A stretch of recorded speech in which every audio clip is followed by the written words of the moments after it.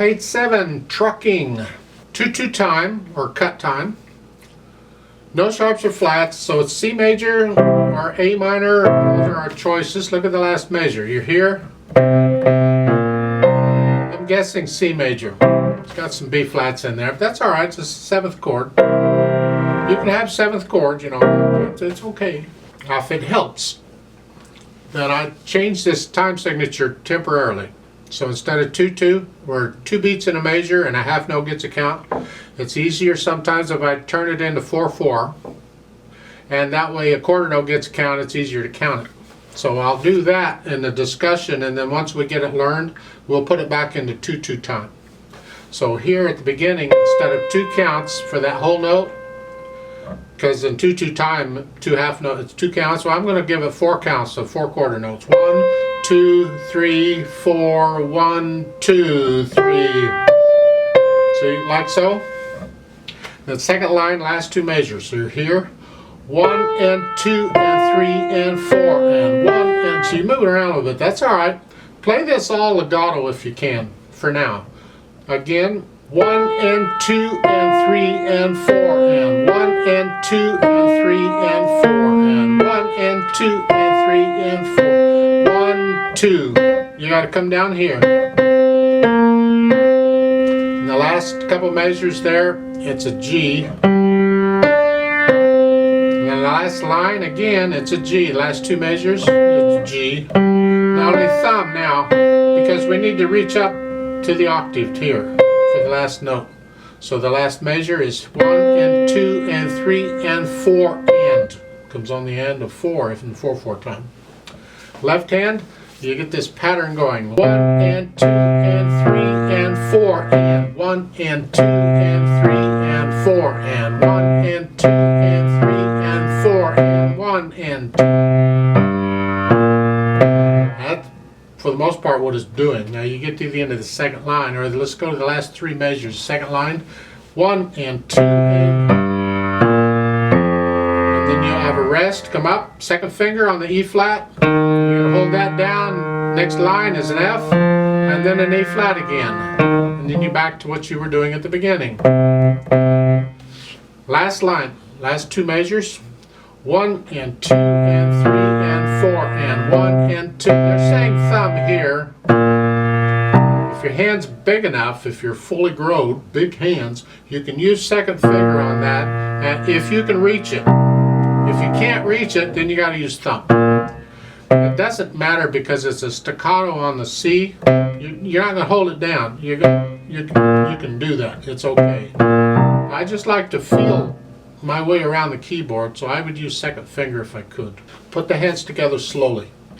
1 and 2 and 3 and 4 and 1 and 2 and 2 and 3 and 4 and 1 and 2 and. So make sure you lift up at the right time on these, because these rests are important.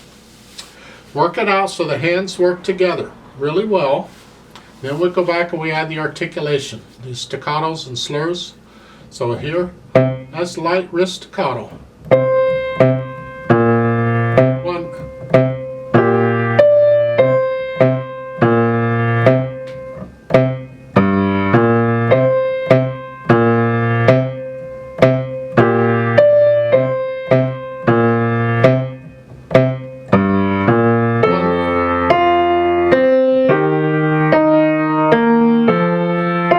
You can lift up here in the right hand between each of these measures. Again, the last 2 measures, second line.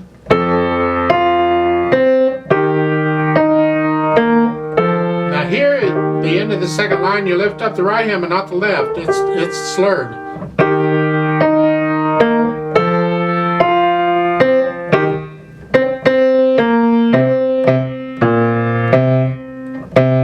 And now the rhythm, the right hand, that hold that over. So again, the third line is here. 1, 2. So you hold that down. And then the end of the last measure. Then both hands come up. So the last line, the first beat is silence for 1 beat. So So it's the last line, 1, 2, 3, and again, but you hold that C down this time, and then lift up. This is tricky because the slurs are different in each hand. So let's go over this last line carefully. Actually, I'd like to start with the last two measures of the third line. So it's here, here, so it's here, and then here, rest, now, rest. And this is a staccato. The last one's together. It's got some real fun syncopation going on. Then we add the dynamics. It's loud at the beginning. It's sort of both hands, but it's more in the right hand than the left, but you can keep them about the same here. Because when the hands get far enough apart on the keyboard, it's easier to hear everything more clearly, so you don't have to worry so much about one hand louder than the other. When they're close together, it all kinds of runs together, so you have to be more careful, and maybe one hand is louder than the other a lot. So here you can about the same, I think. Loud.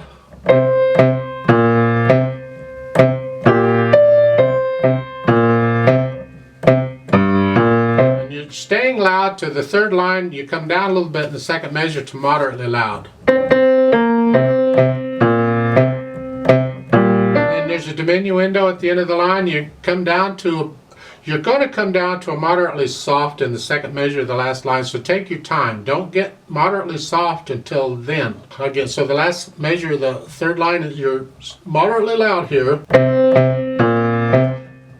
Then you come down. Then you're going to crescendo, and you're going to go up to forte or loud, but not until the last note. So don't get loud until the last note. So the last line, you're coming down to moderately soft.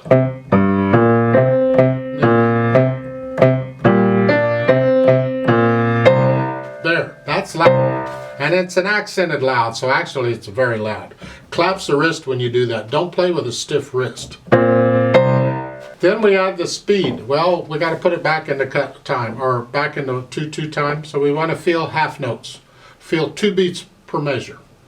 So, and they're saying a half note is 80. So, that's the equivalent of a quarter note being 160. That's moving pretty good. So it's 1, 2.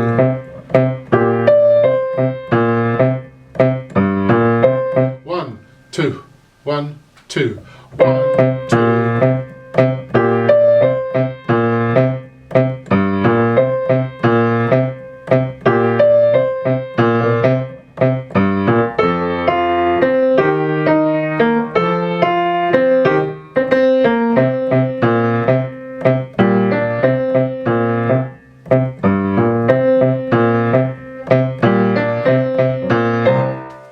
Accidentally played it all. I didn't mean to. I don't want you copying me, but I want to give you an idea. You got to get into the feel of it, and then you can have fun with it. Yeah. Let's play it together very slowly to double check the notes and the rhythms.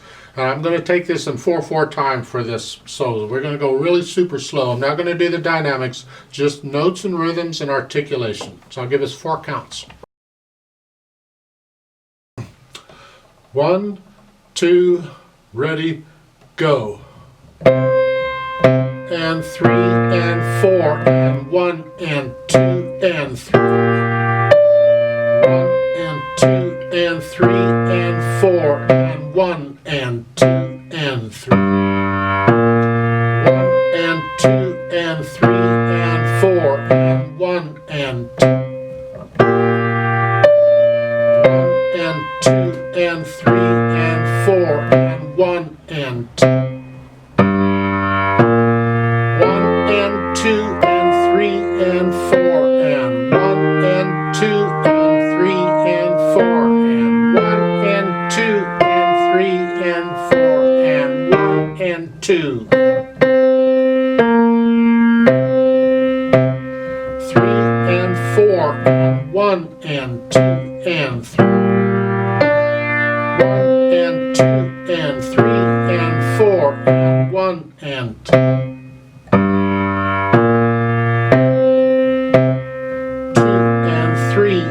1 and 2 and 1 and 2 and 3 and 4.